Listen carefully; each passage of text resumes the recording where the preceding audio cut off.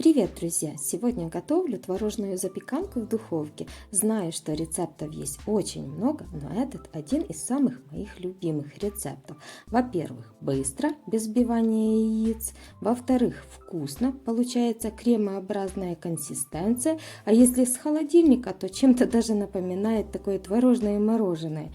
В-третьих, без манки и муки.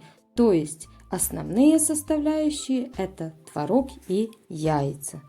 Готовлю ее не первый год, поэтому могу точно ее вам рекомендовать.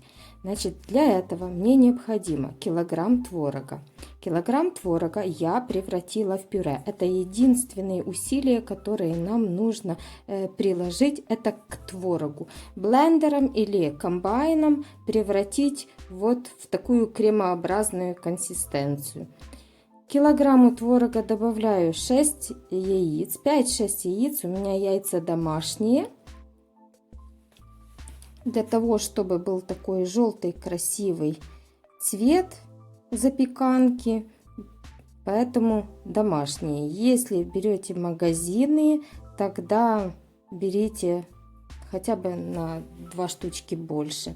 И сюда отправляю неполный стакан сахара, ну где-то 100-150 грамм сахара, ваниль, сахар или просто ванилин,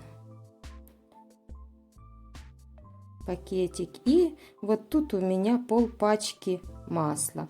Половина топленого уже заранее была, и половина из него просто размягченная. Тут не принципиально. Можете притопить в микроволновке сливочное масло, может просто, если оно постояло и уже стало мягкое. И хорошенечко вот так венчиком я все размешиваю. Ну, практически моя миссия закончена. Изюм чем побольше, тем лучше.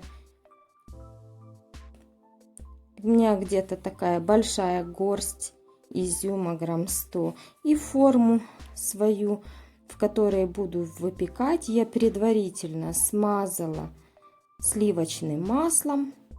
Все, отправила всю творожную массу, она такая довольно жидкая получается. И вот тут одна фишка: если есть стеклянная крышка, накрывайте обязательно и выпекайте с крышкой. Если нету, фольга постоянно должно быть накрытое, чтобы влага в лишнее не выпаровывалась.